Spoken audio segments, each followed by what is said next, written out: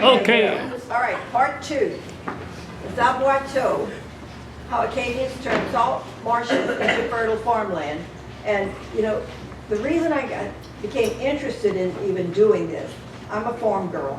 I grew up on sugarcane farms in South Louisiana. And after our last trip, we visited aboiteau areas once again for maybe the third or fourth time. And I bought this booklet. And I'll have a better picture of it. And a beehive of activities, building these structures. And I thought about sharing that information with other people. So Elaine Clement was the director of the Acadian Memorial at that time, and I put a few slides together and I brought it over there to show her, and she thought it could be a good story. So I bought more books. You'll see books on there. I read a book about codfish, a book about salt. My favorite book I'll refer to many times, Sod, Soils, and Spades by Dr. Blakeney. And it's just a wonderful reference book. I've been reading references about him and doing research online, but I found his book, and it's just a wonderful reference. So that's how I got interested in this, and I thought I like sharing these stories. So the questions I will attempt to answer is, what is an aboiteau? How is an aboiteau constructed? And how did the Acadians know how to build the aboiteau? So I'll speak about the French as fishermen, the French as salt makers, and the Acadians as farmers. So as I mentioned earlier, the French sailed over to the Atlantic coast fishing for Atlantic cod, salted the fish, and then went back to France. The operative word is salt. What do we know about salt? Well, it's thousands of years old. Salt is known to have been made in China as early as 300 BC, 3000 BC. In Roman times, soldiers were paid in salt, which was the origin of the word salary. You've heard worth his salt. I mean, back in the day, they used to use these terms, earning his salt. The Latin word thal was the origin of the word soldier. And also cities named for their salt importance, like Salzburg, Austria, and Salt Lake City, Utah. The French as salt makers are the sauniers. So for over 1,000 years, the French had been harvesting salt off the western coast of France. The first reference I found was in the year 945 in the town of Brest. Benedictine monks had been observing the water flow, the sun, the wind, and they constructed these dikes, water retention ponds, you might call them.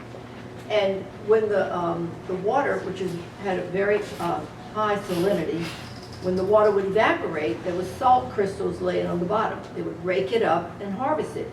And that is still done in areas today, in areas of the world. But they were doing this very early along the western coast of France. The town I'll talk about is Breaux, mainly because I've been there. At Breaux, there's a citadel, and I'm standing on the edge of the wall, and out in the distance here you can see some of the early dike works, the aboiteau, that was used to harvest the salt. In the 16th and 17th centuries, Breaux was a very important center for salt trade, but the bay silted over and is no longer in use today. So the sauniers in Church Point, Nova Scotia, a saunier. In Church Point in Mere, Louisiana, sauniers, same name. The Acadians as farmers. And I'm going to mention something here, asking about whether or not the Acadians were the first to settle in this area. They actually first landed, if I can find it, in an area over here, and they were there for a while before they went over to Port Royal, Le Havre. La Haye. Remember we visited there the last time we were in France? Yeah, but that original settlement in St. Croix too, is what it's called. Well, right, the original settlement, but the 300 settled here in La Haye and then went over to them. Oh, yeah, okay. Okay, all right, so where was I? Darn, I lost my train of thought. The farmers, right, okay. So the Acadians began farming in this Annapolis Royale area, and then because they had a lot of kids and political reasons, they started farming in other areas. One of the main areas some of them farmed was in this Minas Basin area. We was near Port Williams at 9 o'clock in the morning. We returned at 3 o'clock in the afternoon. That's how dramatic the tides are. The only thing here is the top of this decking. So the marshlands were amazingly fertile. In order for the land to be suitable for agriculture, the tides had to be prevented from flooding the land twice a day. Salt had to be leached from the soil, and rainwater and runoff water had to be drained away in order for the soil to dry out. The Acadians worked as a family unit to construct these dikes. In Louisiana, we call these levees. The dike with a simple wooden sluice at the base. So how did they know how to construct these dikes with a simple wooden sluice? Well, the roots of the Acadian reclamation draw on earlier medieval practices. This is a very marshy area of France. It was a centuries-old expertise, knowledge of building dikes and draining lands in western France. At the beginning, well, they knew this, and the governor, Rosalie, and Acadie sent for 5 sauniers to come and show the Acadians how to dike that land, to drain the lands. And I'll talk about this in a minute. So this is a cross-section of an aboiteau. We can pretend this is the Bay of Fundy. This is salt marsh on the other side. And they have, at the base of this is a simple wooden clapper valve. When the tide came up, it could not enter the salt marsh. 6 hours later, the tide went out, the marsh would drain.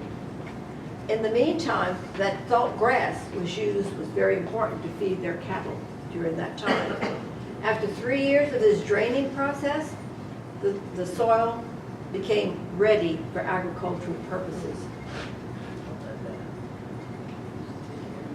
So we were in Annapolis Royale in 2009. The original aboiteaux were hollowed out tree trunks. Can you imagine the work? You go and cut down the tree, you cut out the middle, you use wooden pegs or dowels to keep these in place, and the clapper valve is made out of wood. It just goes up and down the Bay of Fundy on this side. So the height and the width of the aboiteau depended on this geographical location. They could be anywhere from 3 feet high to 16 feet high. The base could be anywhere from 6 feet wide to 22 feet wide. The houses, they constructed their houses on the high ground, and they would, it's jumping again, they would block the most accessible and shallower major creeks because of limited manpower. So they would construct this, the aboiteau in the stream first, and they would lay a rope, and they would prepare to put the dike on top of it. And what they had to do first was have a trench, a key trench with an anchor post in the middle, so that when the tide came up, that levee wouldn't shift, the dike would not shift. This is a cross-section of an aboiteau. This can be called an aboiteau. The whole thing can be called an aboiteau, and the whole land area is referred to as aboiteau. So it's kind of hard to pinpoint. So the aboiteau of the box would be here, and when milled lumber was available, they would use sawn lumber, but before that, they used those tree trunks. They would stack these bricks. They were, it was made out of thoil bricks. Spruce branches, more bricks, spruce branches. The outer wall was extremely important for the integrity of that dam, of the dike. There were 5 local species of salt-tolerant grasses. The core or the infill could be the salt meadow grass, but what's critical was the black grass that was on the outside. Because of its root matrix, because of the denseness of the roots, they would plant that grass on the outside so that when the salt water came up, the grass would grow, would thrive.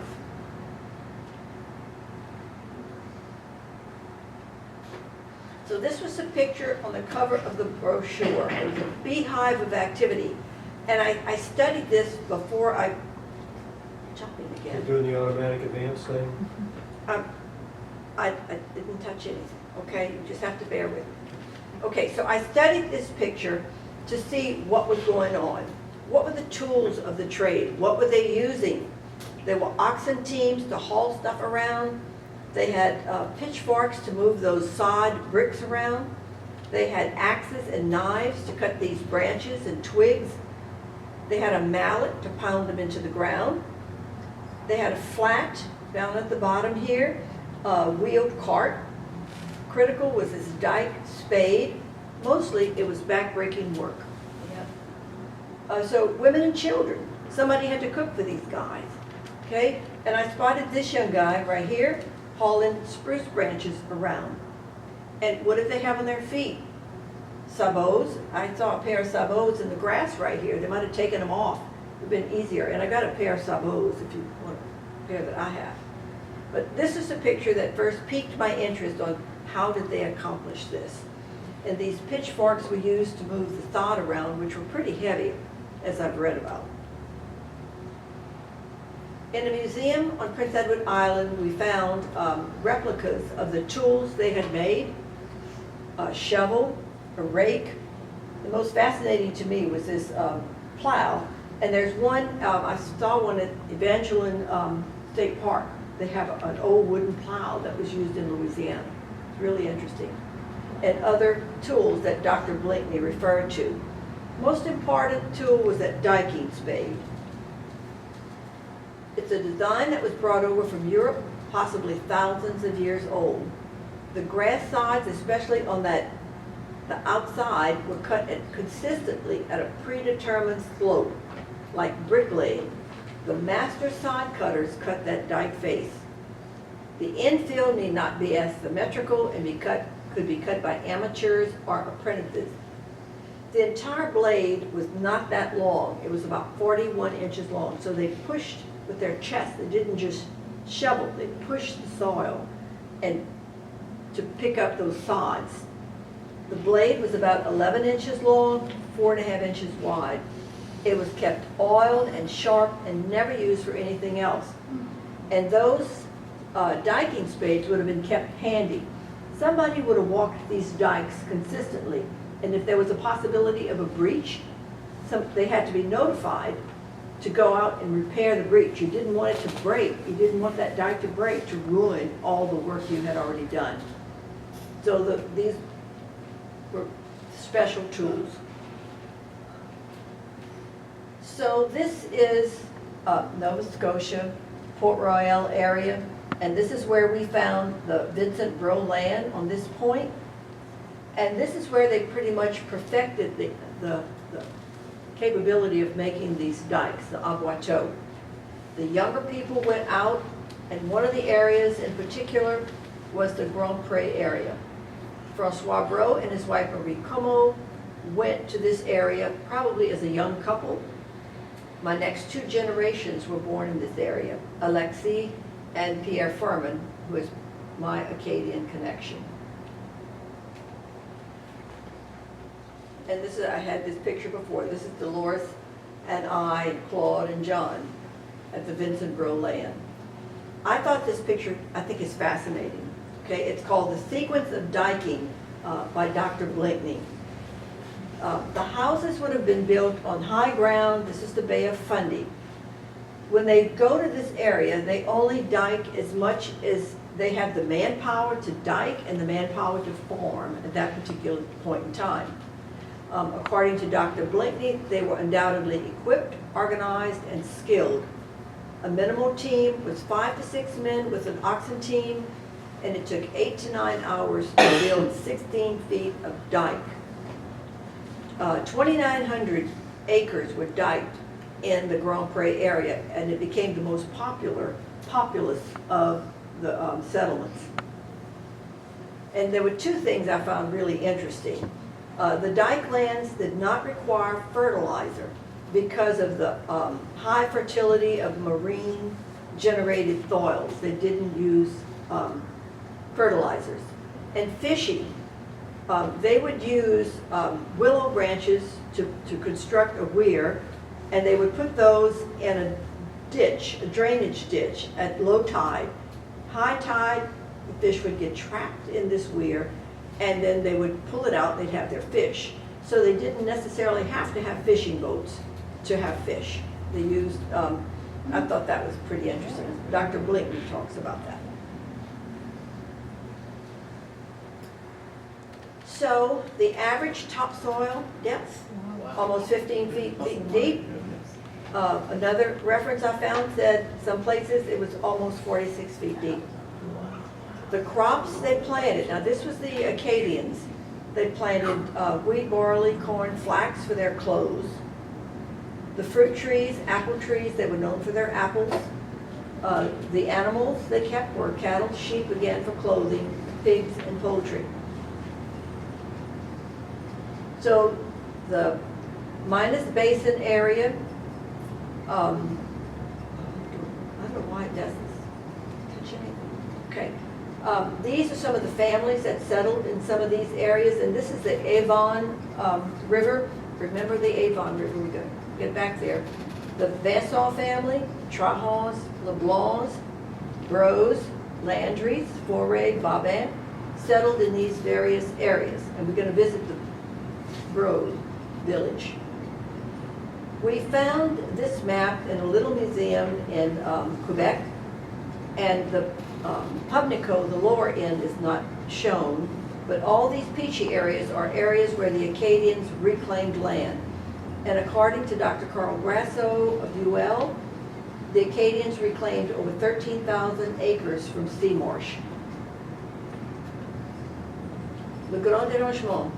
This is Horton Landing, where as many as 12,000 Acadians were expelled from their lands, houses, crops destroyed.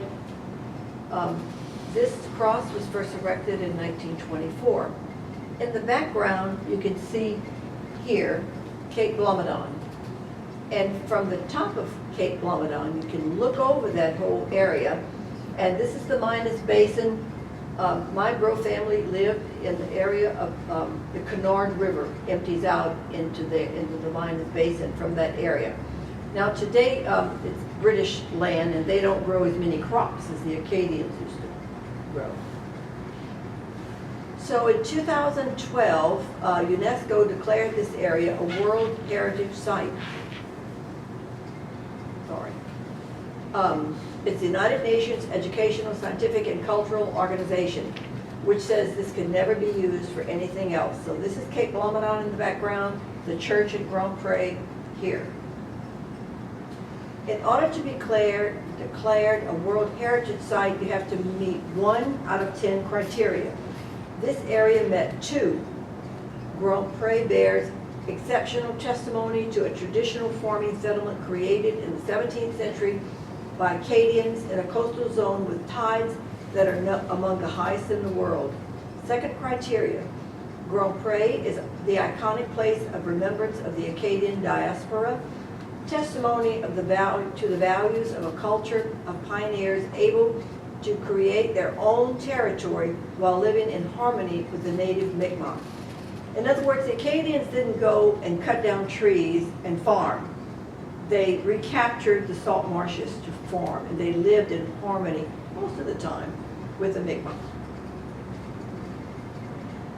This monument is at near Wolfville, And when I gave this talk, my friend asked me to read the top paragraph.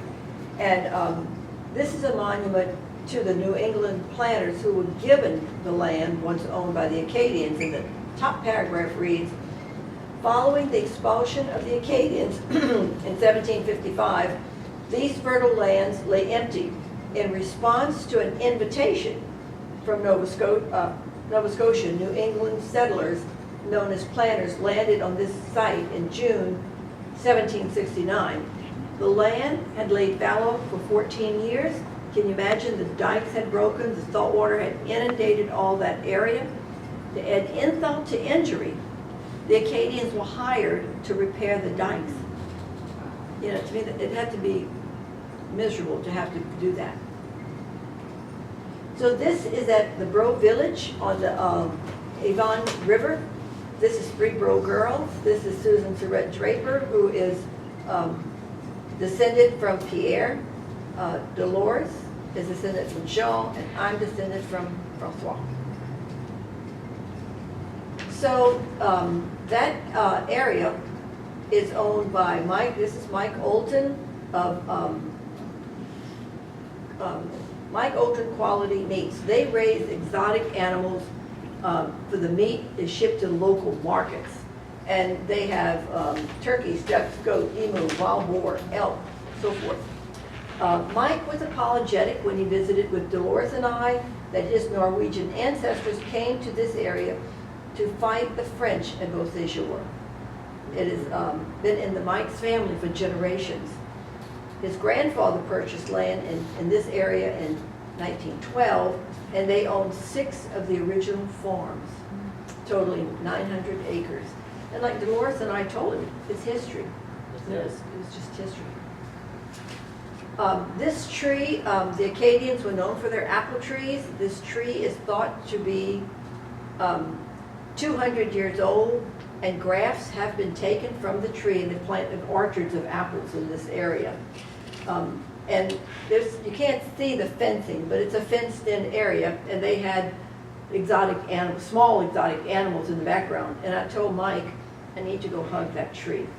So he opened the fencing, and he allowed Dolores and I to go in back and hug the tree. You can't see much here, but this is the base of a cellar. And Mike calls it the cellar of a meeting house. It could have been a church. It's usually empty. They fill it with brush, and then they burn the brush. Mike said when he was a little boy, they used to play in that cellar as a child. And it measured, he said, 20 by 40 by 6 feet deep. There was another cellar that was completely filled in. It was 12 by 12 by 6 feet deep, he told us. So, in this picture, I'm standing on top of a dike that was a Michel Boudreau land, and it borders Abraham Dugas land. So it was very close to early settlements of my family. So does anybody have any questions about aboiteau, about the water? Okay, questions?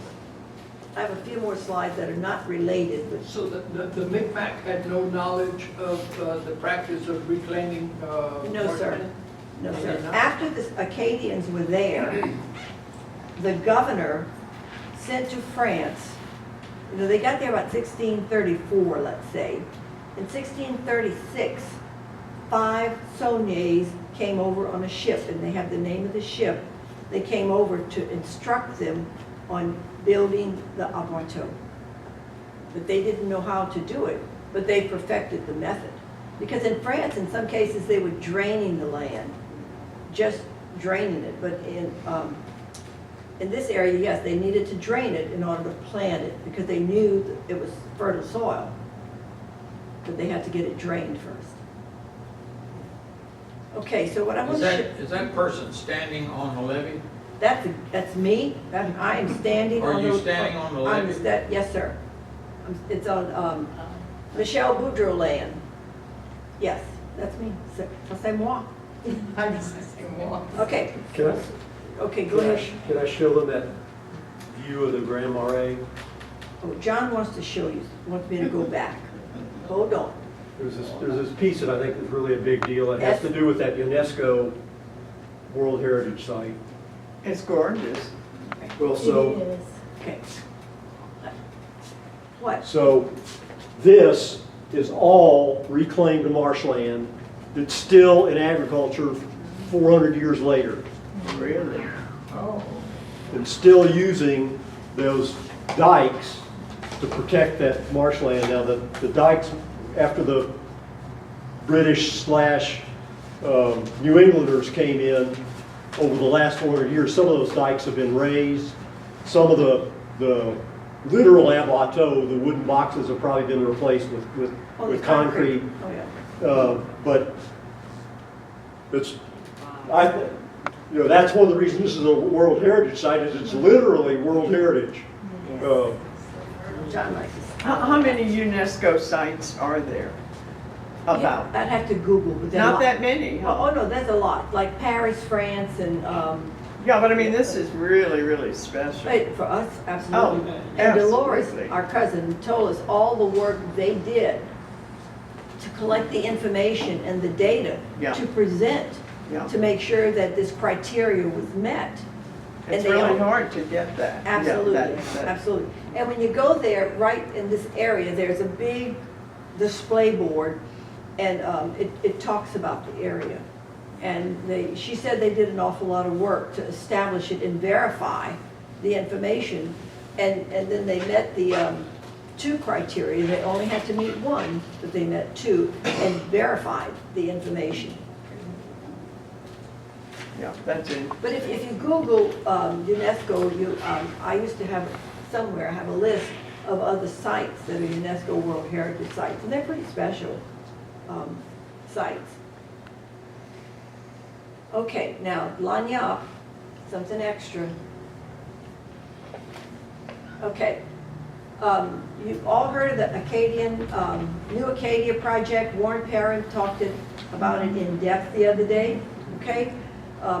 It's a grassroots initiative involving multidisciplinary archaeological, historical, and research to find and investigate the 1765 settlement of New Acadia. Now, this group, using the criteria from these people arrival, tried to find, and Dr. Reese at UL is leading this effort, and as Warren Perrin said, they found thousands of shards. They really tried to find a house site, a burial site. They haven't found that definitively, but they got approval to have an Acadian Odyssey monument in Loreauville on the banks of Bayou Teche. Okay? What they put up first several years ago is a sign saying the New Acadia in English and in French on the other side. And this is Bayou Teche in the background. If you're in Loreauville, Loreauville is not a big place. One red light. The red light is here, and so about a block, and Bayou Teche is right here. So in this site, this is where the monument is, and I'll show you in a second. This is a concrete platform that was already there, and it held a tank of some kind before. This is a volunteer fire department, a 2-bay fire department. They've got a new fire department. I went there a couple of weeks ago. It's a 3-bay, and it was supposed to be completed this month. Now, I don't know if it's occupied or not. What they plan to do is to gut this building, refurbish the bathrooms that already exist, and it's going to be an interpretive center for the Acadian Odyssey Monument. This is an old jailhouse that, according to the mayor, they're going to restore it. That's going to be a lot of work. So I have to go find the monument. I heard it had arrived, okay? So this is me, Bayou Teche, and all the monuments look exactly like this, and we've seen several. There, I have some cheat notes about where they are. There are actually 16 of these monuments already in existence. So this one is going to be, when it's dedicated, it's going to be number 17. They all look like this. They have a replica of the cross from Horton Landing on top, picture on top of the routes of deportation. They have Le Grand Dérangement in English and French, and each site has their own history. And this is Fausse Point, Bayou-Teche in English and French. So, fini, I'm finished. In Canada, they have a lot of road construction. When we were there one time, and I actually took a picture, the sign means fini, finished road work. Okay, questions? Yes, sir. I went on Google, it said that 1,157 World Heritage Sites worldwide in 167 countries. Thank you. There's one in Louisiana, Aboiteau Point. Okay, UNESCO, yeah, Public Point is Right. one. thank you. I think that's the only one around here. Thank you. Yeah, right. Yeah, so there are lots of heritage sites. I wanted to mention about codfish. About codfish, okay? Codfish. Okay. Naturally, the Acadians were the first people that were harvesting Well, the cod. Well, no, the French, I mean, Oh, yeah, and they were sending that up to right. the Maudit, England. I wanted to mention, I recently read in a book by William Faulkner Rushton. He went to LSU. And he says the name cod is Acadie. I don't know. You know, they had been fishing cod, but Oh, yeah. many years, Yeah. they would sail over. think Historic about all people. The Catholicism Mm-hmm. had so many high holy days. Y'all probably remember the fish, the calendar with the fishes on you sometimes. They had a lot of days when you only ate fish or half days. Well, they needed a lot of fish to supply the Catholics in France. So they were sailing over. And it wasn't just the French. They had other cultures sailing over to those areas to collect cod and salt the cod. And really, if you read the book about cod, they overfish. They got machines to Oh, help yeah. fish. They're in And trouble now, yeah. They depleted the cod, and it's a sad story to read about, Yeah. really. Okay. Did a great job, for sure. That was great. Okay. And a little tidbit that I think would be great for you to share is you getting the family reunion meeting February the 11th in Lafayette that you are organizing. Yeah. Well, what we're going to do on February 11th is I'm on the board of Louisiana Acadian. And as part of that board, we've formed a families committee. And there's about 8 of us on that committee. And what we decided, they were groups that had family reunions for Grandivay Acadian, the Arsenaults, the Légers, the Vincents, the Guidries, and the Breaux. So they had reunions. So they all agreed that, well, wouldn't it, we need to have more families involved. And the fact that when you meet a family, they say, I didn't know that was going on. I didn't know anything about that. So what we're trying to do, we've invited one family member who would be a person to disseminate information and a backup. So there'll be 2 Arsenaults, hopefully 2 Légers. We have about 25 people signed up to come. And what those people would do, they wouldn't necessarily have to organize anything, but just like the list I'm giving you about upcoming events and activities, we're going to give that list to those people that they can share with their Arsenaults and Légers and Guidries, so that when something else comes up, the word would go out. And the dedication of this Acadian monument, I think is very important, April 27th, Thursday, April 27th. So we need to make sure that everybody knows about the monument and when the dedication is going to happen, so that they can, be proud of that. Okay? Oh, absolutely. All right. Thank you. And the bread pudding was really good. Yes, it was very good. Thank you. Okay. Okay, je te finis. Oh, yeah, you were well organized, you did a real fine job, you didn't go too fast, and you didn't do like Warren, walking all over the place. You know, and again, I'm from, I didn't talk about this, but I'm from the generation where I lived, you know, I sometimes tell this story when I talk about my family.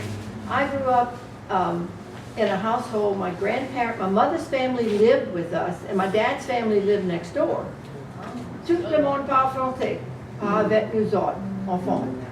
So the French I know is what I remember hearing people say. And so I love when I sometimes visit, and I know I don't visit William's table very often, but I tell them, parlez avec moi français, doucement s'il vous plaît. And I usually can understand almost everything, the numbers. I have to ask somebody sitting next to me, what was that number? But, so I love hearing it because it's reminiscent of my growing up. You know, they all spoke French, but never to us. Now, in some areas, like the Church Point and some of those areas you were talking about, it's wonderful. Many of those people still speak French. But in where I come from, it's spotty. You know, they didn't want us, I don't think my mother wanted us to. Yes, ma'am. About 10 years ago, my husband and I went to Nova Scotia. We Uh-huh. went to all the maritime provinces. So we went to the deportation parks. We were on our own, we were not with a group. Right. So then you could do more. Yeah, you can take your time. So we went down to where the cross is, and we were told that when the Acadians were forced to leave, they Right. had to go down there, and they knew they had to go to where that tree was. There was a tree. Yeah, tree used to be. Yeah. And the tree used to be there, and we found a stump. It was like, maybe that's the tree. So we took a piece of wood. I don't know if it's the tree, but just in case. Oh, I hear you, but you Just did. in case. I picked up some sand. I used to pick up sand. You didn't take the dirt, sandy you took the bottom. trunk. I don't know, I have to look at what I have. I don't think I have to, but I have a piece of some kind of tree. We said, just in case. Well, it's the same thing, when I picked up a rock at at the port, La Rochelle, they might have just dumped that rock there, that truckload of rock, 2 weeks before. When they pop. Just in When case. they pop. Ça vient de Cleveland. It came from there. Right. And I was telling Shirley that we were in the parking lot at the big wooden church in St. Anne, Church Point? in Church Point. Yes. With the university next door and everything. Right, yeah. And the graveyard across the street. First of all, Correct. we went in the graveyard. I said, I want to just go snooping in that graveyard. The first grave I see, I think his name was Charles Dugas, the first Acadian to die in Nova Scotia. Yeah. In Acadian, the first Acadian to Anybody die. here have Dugas? And, well, this, the monument, Acadian Odyssey Monument is going to be in Laurelville. And there's a lot of Dugas. My grandmother, my grandparents, the Breaux grandparents, she was a Dugas. Yeah. And they're buried in Laurelville. Her parents and her grandparents are buried in Laurelville. Not a big cemetery, but I'm just really excited about At St. Joseph Church. in- that. Right. Then we were in the parking lot with the big wooden church. Uh-huh. And we looking at the church and we hear someone hollering. Deacon Somebody Dan, from my husband Louisiana. is a Deacon Dan and Maddie. It's like, who in the world? It's like we in Canada. It was Kay Cook's sister. From Rayne. From Rayne. Oh. Yeah. You never know who you're going to meet up there. It's amazing. Yeah. What are you doing We here? stayed with a little lady, and the last time we were there, we stayed Oh, yeah. in Memon Cook with the in the bed and breakfast. And a little lady, a friend of the lady at the bed and breakfast came in, she had tears in her eyes because she saw our Louisiana license tag in the parking lot. You know, they're just very affectionate towards us. You know, they think it's great when we go up there to visit. And it's good. Well, you know, all you have to do is talk and people know where you're from. You know, Definitely. That's true. One time, my brother-in-law and I went to Thailand to do some mission work, And, I mean, that's 12 hours a week. It's halfway across the world. And we hop in a little taxi van thing, and we talking to each other in English, of course. And somebody in the back says, "Where in Louisiana are you Is it Michelle? from?" Well, where are you from? He was from Iota. Yeah. You were both lost. No, he was working there like offshore. He said that that's the best people in the world to work for. Yeah. So all you have to do is talk and people know where you're from. Generally, sometimes they guess, like if they, anyhow. Well, the one thing I found really strange when I went to Nova Scotia, I stayed with Tonty Bon and Noncoadou Bourgeois. Now that was like being back home here in Mere, you know, where I was born.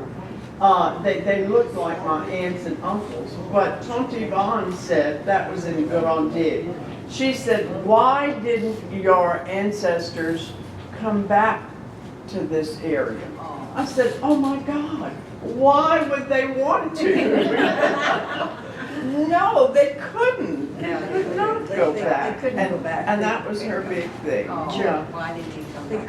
They couldn't go back. And you see where they, if you go to that Clare area, which is where Cambrai is gonna be, you'll see, it's rocky coast. It's nothing like the area where they originally formed. And it's, the town is a ribbon of towns. There's Saunierville, Comeauville, did I say Saunierville? Yeah, I think there's a Cormierville, All yeah. of that area is a ribbon of towns going down. And that Clare, and then, this is, I'm gonna walk with my knees, are getting tired of standing. This is the Clare area, and this is Argyle. So that Congrès Mondial is gonna be in those areas. And again, a lot of it is rocky area. It's interesting. You meet some nice people. You cannot grow rice to make gumbo there. No. It would very. They don't know what gumbo is. So, And we get cold right here with this weather, just think over that. Oh, yeah, we think this is cool. I'd rather sweat any day, I'm sorry. Too cold for grown people, you know, Too cold for everything. Okay, and I'd like to thank you for being a receptive audience, William for allowing me to share my stories, and for the ladies who made coffee, brought king cake, made bread pudding. Thank you so much. I Yeah, appreciate it. thank you. Thank you.